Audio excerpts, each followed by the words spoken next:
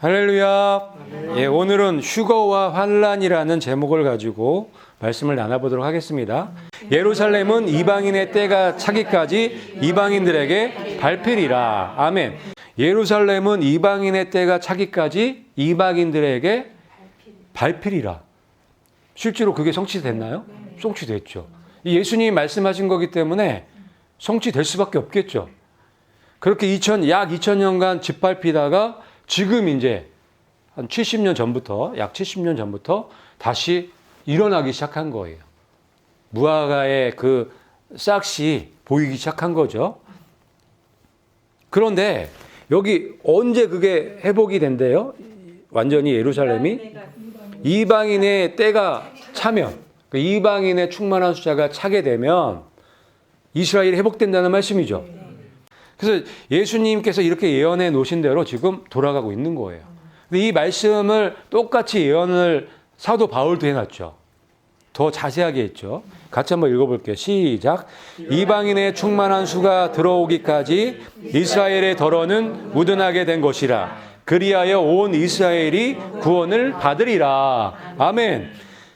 똑같은 말씀이에요. 똑같은 말씀인데 더 구체적으로 말씀을 해놓으신 거죠. 여기 뭐라고 말씀하세요? 이방인의 충만한 숫자가 들어오면 온 이스라엘이 구원받는다는 말씀을 해놓으신 거예요. 놀랍지 않나요?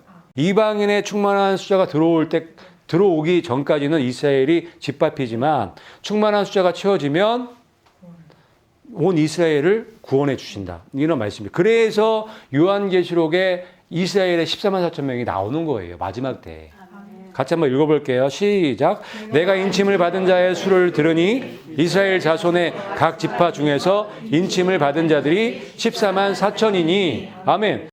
갑자기 이 이스라엘의 14만 4천 명이 계시록에 등장하죠. 갑자기. 왜 등장하는지 이해가 되세요? 이 말씀이 성취되어야 되니까. 온 이스라엘이 구원받기 위해서 선봉장들이 있어야 되거든요. 그게 14만 4천 명이에요. 지금 14만 4천 명들이 준비되어지고 있죠. 지금 이스라엘이 근본적으로 예수님을 미워해요. 그 피가 흐르고 있거든요.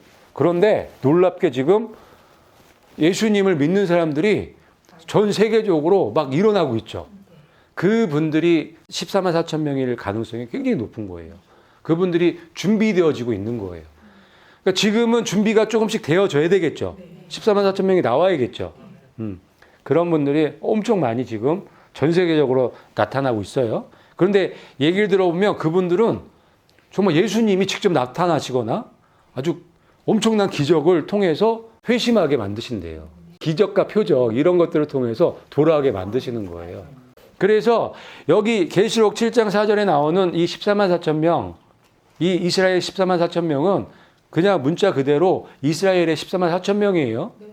그런데 거의 정말 대부분의 분들이 이 이스라엘 14만 4천 명을 이방교회, 우리라고 생각하죠. 이게 이제 문제가 심각해지는 거예요. 그래서 그렇게 이 14만 4천 명을, 이스라엘의 14만 4천 명을 오해하게 되면 전체적인 예언이 다 어긋나게 돼버리는 거예요. 그럴 수밖에 없겠죠. 그냥 말씀 그대로 읽으면 돼요. 말씀 그대로 써져 있잖아요. 그리고 이게 자연스러운 거예요. 이스라엘의 14만 4천 명이 맨 마지막 때 등장하는 게 당연한 거죠.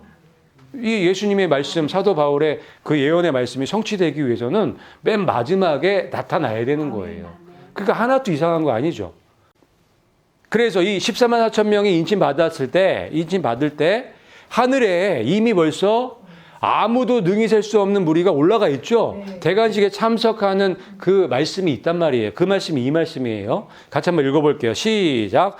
이 이후에 내가 보니 보라 아무도 능히 셀 수 없는 큰 무리 곧 모든 민족과 족속과 백성과 언어에서 나온 큰 무리가 흰 예복을 입고 종려나무 가지를 들고 지금 하나님 보좌 앞에서 대관식에 참석하고 있죠. 그 시점이 이 14만 4천 명이 인침받는 시점보다 빠르단 말이에요. 그 얘기는, 그 말씀은 무슨 말씀이냐면 이반 교회가 휴거 신부들이 올라가야지 14만 4천 명이 인쳐진다는 말씀이에요. 이 계시록 말씀을 보면 여기 이 일 후에라고 말씀하고 계시죠? 그러니까 이 일 후라는 거는 14만 4천 명이 인침 받았을 때 그거 후에 보니까 벌써 하늘에 올라가 있죠? 하늘에 올라가 있잖아요. 그런데 그 사람들이 누구예요? 아무도 능히 셀 수 없는 큰 무리. 옆에 자세하게 어떤 사람들인지 써놨죠.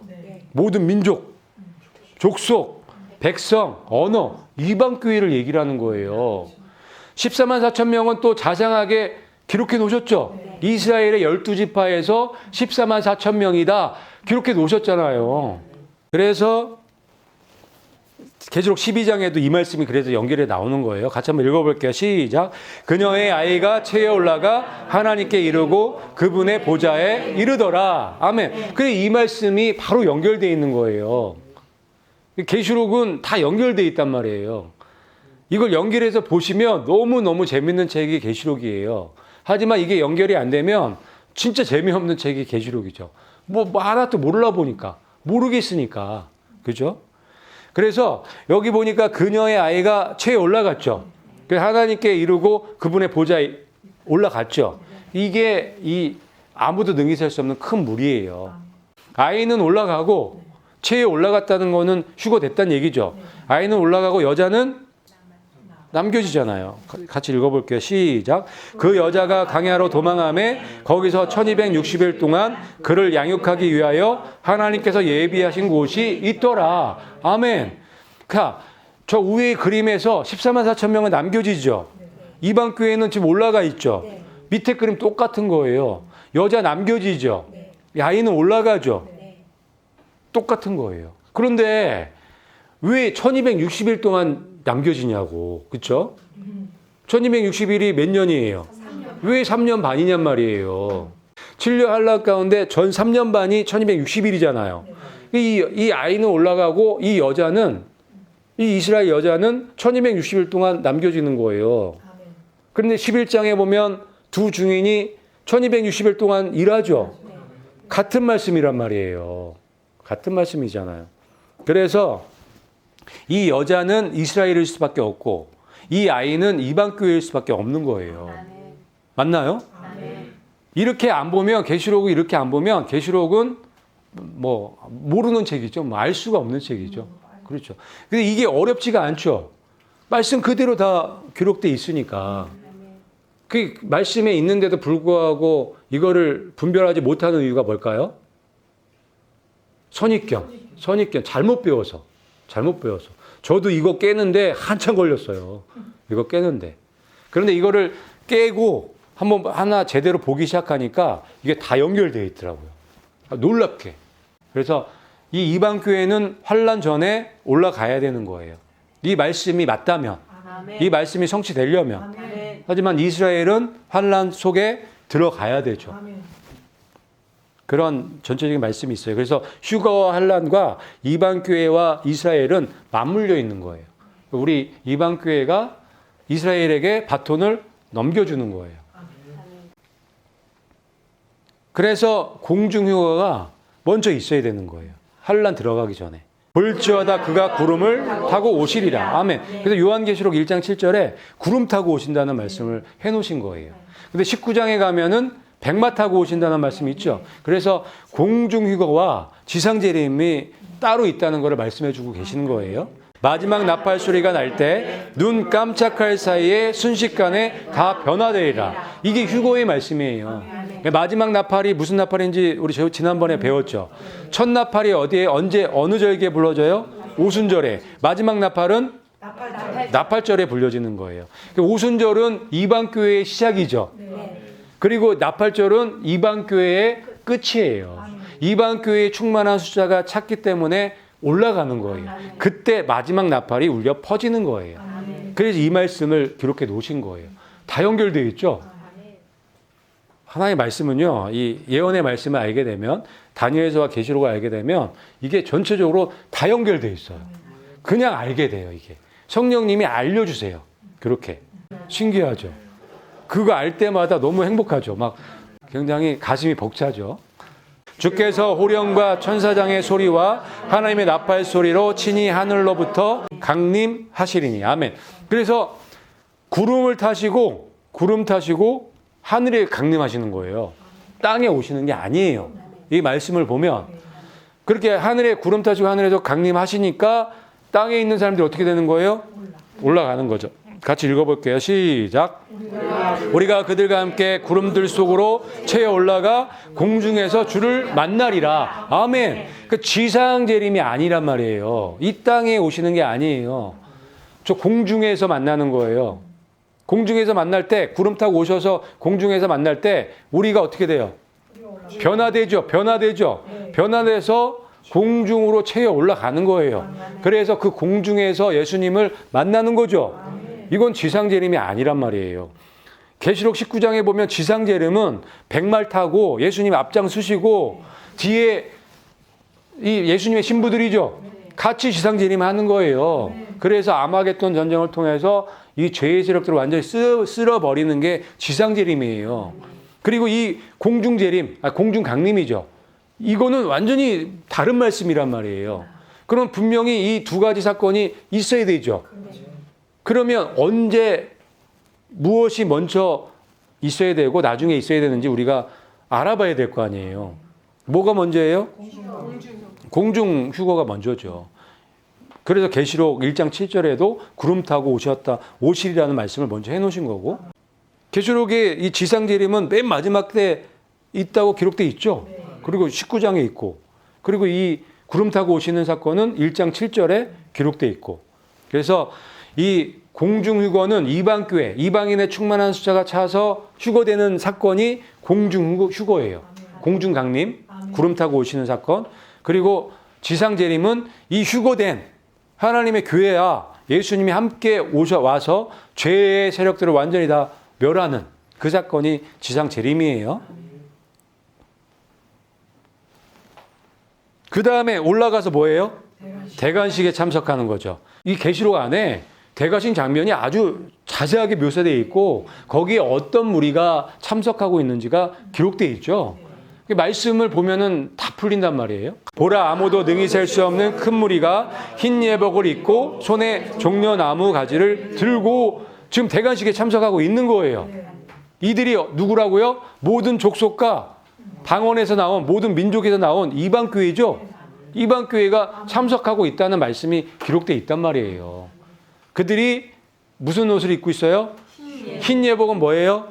웨딩드레스. 종려나무 가지는 종려나무 가지가 언제 필요해요? 대관식 때. 예수님 입성하실 때, 예루살렘 입성하실 때 사람들이 종려나무 가지 꺾고 흔들었죠. 그게 대관식을 상징적으로 보여주는 거예요. 그래서 이 말씀만 보면은 여기서 뭐 하고 있는지를 알 수 있어요. 혼인잔치와 대관식. 두 가지가 지금 진행되고 있다는 것을 우리가 알 수 있는 거예요. 대관식이 먼저 치러지어야지 이 심판이 진행될 수 있기 때문에 그런 내용들이 아니면 계시록에 충분히 많이 들어가 있어요. 주의 피로 모든 족속과 언어와 백성과 민족 가운데서 우리를 구속하사 하나님께 드리셨으며, 아멘. 그 대관식 안에 이 계시록 5장에 대관식이 열리는 그 가운데 이런 찬양을 하고 있어요. 주의 피로 모든 족속과 언어와 백성과 민족 가운데서 우리를 구속하셨다. 근데 이방 교회 맞나요?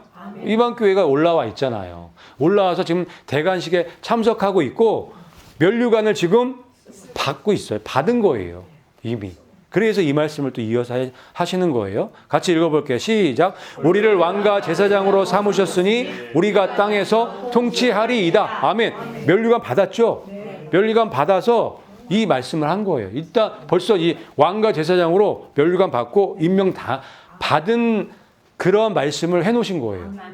그래서 계시록 4장, 5장 그리고 7장에 나오는 그 큰 무리가 이 대관식에 참석하고 있다는 증거의 말씀이에요. 이 말씀들이 분명히 기록되어 있잖아요. 이미 뭐가 됐어요? 왕과 제사장이 됐죠. 삼으셨다고 말씀하고 계시잖아요. 그래서 우리가 땅에서 통치한다. 이 얘기는 뭐냐면은 심판이 가능해졌다는 얘기예요. 질그릇으로 이제 완전히 깨는 이 민족을 만국을 깨트려 버리는 그런 일을 할 수 있는 자격을 가진 거예요. 그 통치한다는 얘기가. 이제 오르는 나를 위하여 의의 면류관이 예비되었으므로, 아멘. 그러니까 면류관을 우리가 언제 받는 거예요? 대관식 때, 그날에 받는 거죠. 아무 때나 받는 게 아니에요. 면류관은 그날만 주는 거예요. 대관식 때. 그 대관식이 굉장히 중요하죠. 그런데 그 대관식에 지금 사람들이 참석하고 있네요. 성경에서 그 사람들을 이방교회라고 모든 민족과 백성과 족속에 나온 사람들이라고 말씀하고 계시잖아요. 그런 그 후에, 대관식 후에 인이 띄어지기 시작하는 거죠. 그래서 휴거와 환란은 바로 연결되어 있지만 휴거가 먼저라고 말씀드리는 거예요. 대관식 없는 심판은 있을 수 없기 때문에 제가 그거를 지금 순서적으로 설명을 드리는 거예요. 즉 곧 의로우신 재판장이 그날에 내게 주실 것이며 아멘. 그러니까 면류관은 아무 때나 받는 게 아니에요. 언제 받아요? 그날에 받는 거예요. 그날에 받을 수 있는 거예요. 우리도 그날 받을 수 있는 대관식 날 면류관 받는 거예요. 만약에 면류관을 아무 때나 다 주면 대관식이 필요가 없잖아요. 매일 대관식이게 왕도 임명해 놓고 대관식 딱 날 정해 놓고 그때 왕관 씌워 주잖아요. 똑같은 거예요. 우리도 다 면류관을 받아요. 왜 받아요? 우리가 왕과 제사장이기 때문에. 우리가 이미 왕과 제사장이죠. 우리는 임명은 됐어요. 임명은 됐지만 그렇게 확정적으로 왕이 되는 날이 정해져 있단 말이에요. 그날이 대관식이에요. 그날이. 지금 계시록 4장 5장에 그 대관식을 하고 있는 거예요. 그래서 이 이방 교회가 많은 사람들이 이 면류관을 받고 왕으로 임명받고 찬양하고 있는 내용인 거예요. 그래서 우리를 왕과 제사장으로 삼으셨으니 우리가 땅에서 통치할 수 있게 됐다고 지금 선포하는 거예요. 심판할 수 있게 된 거예요, 이제는. 열매들이, 명분들이 올라왔기 때문에 그게 가능해지는 거죠. 그래서 인과 나팔은 뭐 대관식 있기 전에는 띄어질 수도 없고 부러질 수도 없는 거예요. 대관식도 안 했는데 무슨 인을 띄고 나팔을 불어요. 그거는 있을 수 없어요. 그래서 계시록 순서를 보면은 대관식에서 왕과 제사장으로 임명받고 그 다음에 6장부터 인이 띄어지죠. 그래서 그런 거예요. 그래서 휴거가 먼저 있어야 되는 거예요. 휴거를 해야 대관식에 참석할 수 있잖아요. 그 대관식에 참석해서 면류관을 받아야 왕으로 임명받아야 그 다음부터 심판이 진행된다고요. 그거는 그 순서는 바뀔 수도 없고 하나님도 그렇게 막 안 하세요. 하나님 질서의 하나님인 거 아시죠? 하나님은 모든 걸 다 계획하시고 그 계획하신 대로 하나님 뜻대로 다 성취해 나가고 계시단 말이에요. 그런데 그거를 막 하나님 마음대로 바꾼다? 불법이 불법. 하나님 불법을 용납하세요? 용납할 수가 없잖아요. 하나님은 절대 불법 안 하세요. 그 다음에 이제 인이 띄어지고 나팔이 불려지는 거예요. 그 인이 띄어지고 나팔이 불려지기 위해서는 반드시 필요한 게 있죠. 그분께서 그 책을 취하심에 하프와 함께 가득한 금병을 가지고 어린 양 앞에 엎드렸는데 아멘. 이 수많은 성도들이 하프와 향을 가지고 지금 예수님께 나아가죠. 그런데 나아가기 전에 예수님께서 무엇을 하세요? 책을 받죠. 그 책이 뭐예요? 이 7 인봉된 책이에요. 심판의 책이에요. 왜 심판의 책이라고 말씀드리냐면 이게 띄어질 때마다 뭐가 일어나요?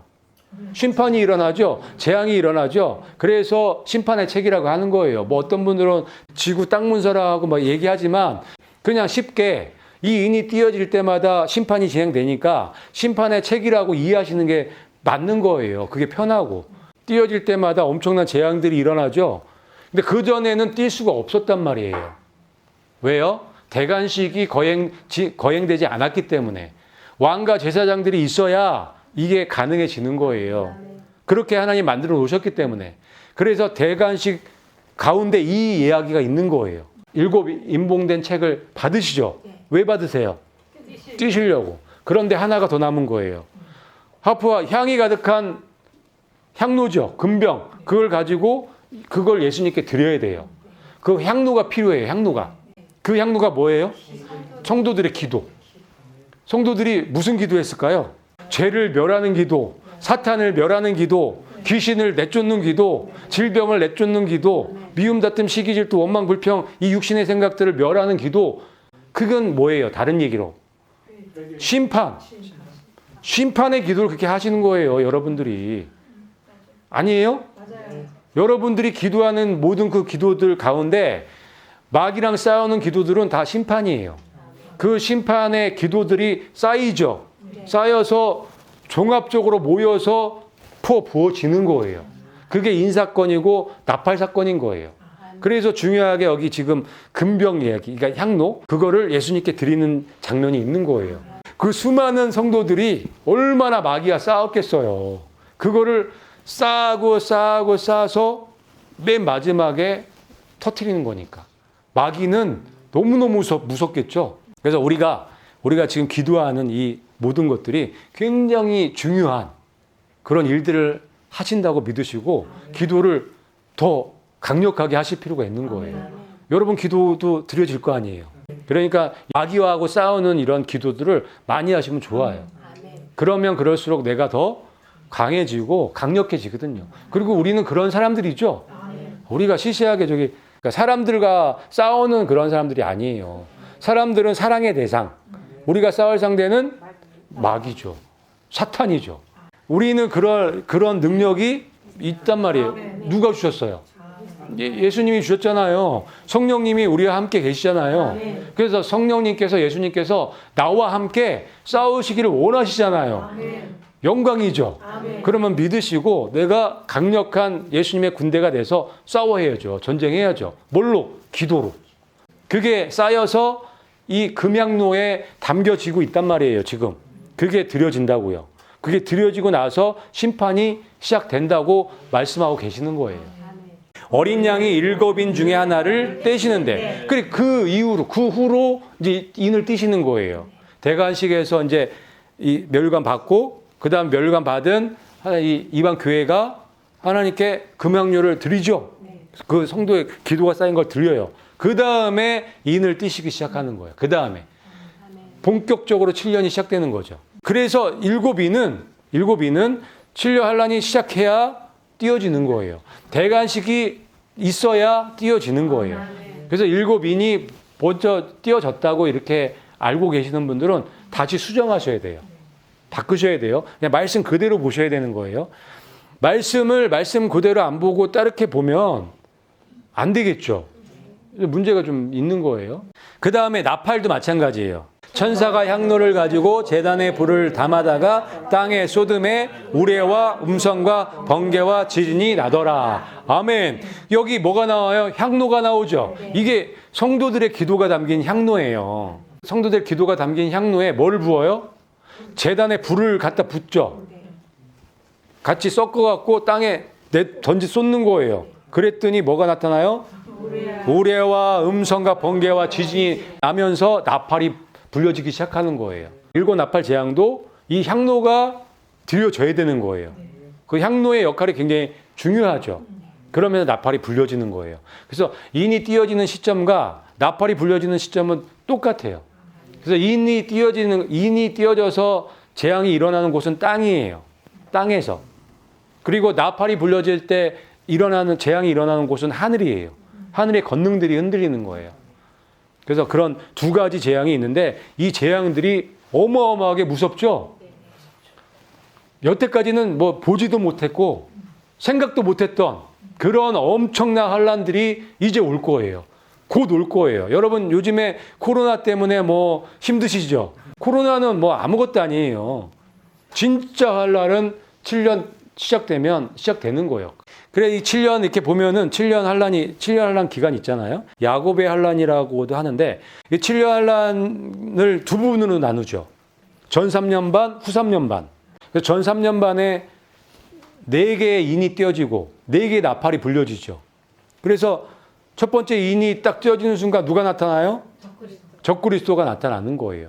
그러니까 적그리스도가 이 세상에 딱 드러날 때는 언제 드러나는 거예요? 환란 시작할 때. 그러니까 우리는 휴거되는 사람들은 못 볼 가능성도 있는 거예요. 근데 우리가 짐작은 하죠. 누군가 딱 꼭 집어서 얘기하기는 좀 뭐하지만 어떤 전체적인 흘러가는 그림은 우리가 알 수 있잖아요. 어쨌든 우리는 못 볼 수 있다. 휴거 신부들은 적그리스도가 나타나는 걸 못 볼 수 있다. 왜? 첫 번째 인 뜰 때 적그리스도 나타나기 때문에. 근데 인은 언제 떼요? 휴거되고 대관식 이후에 인띠잖아요. 그래서 그 말씀을 드리는 거예요. 그 다음에 두 번째 인뛸 때 무슨 일이 나요? 큰 전쟁이죠. 붉은 말. 이거 3차 대전인 것 같아요. 3차 대전. 큰 전쟁이니까.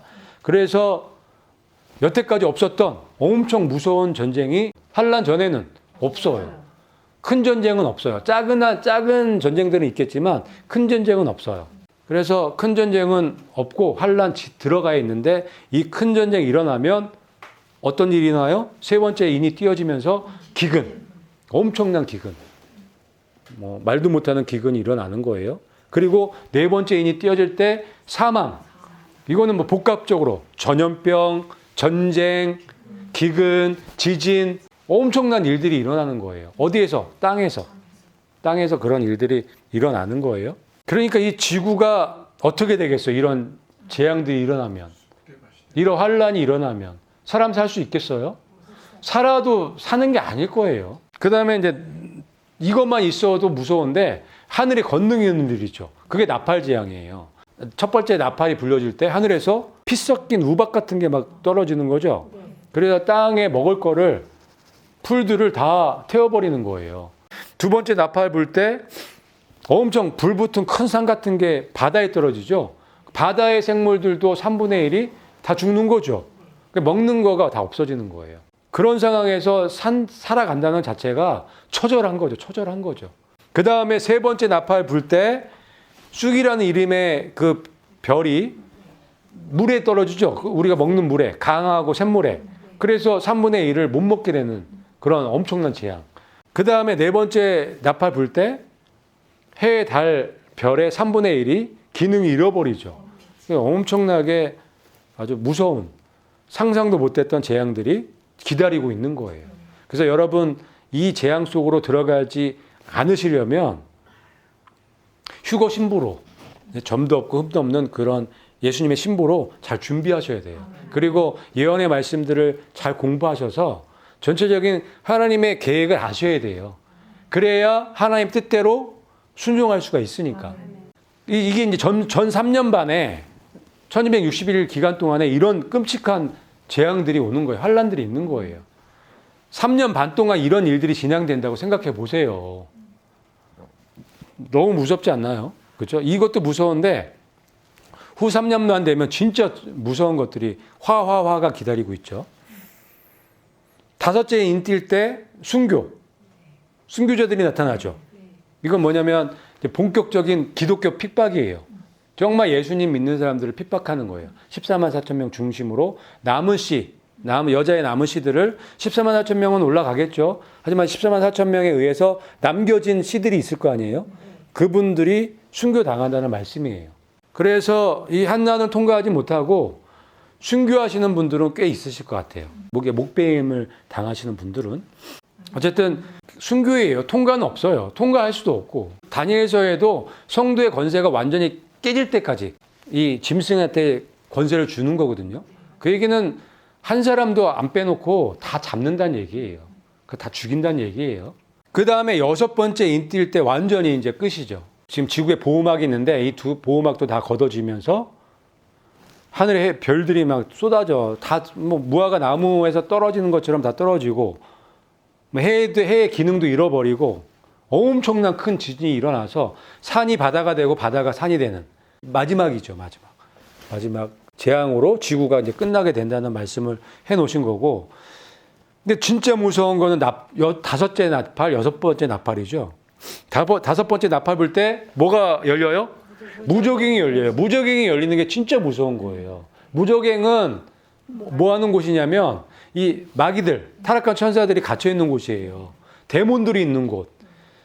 그게 지옥이거든요. 지금 현재 지옥. 근데 그 지옥 문이 열리는 거죠.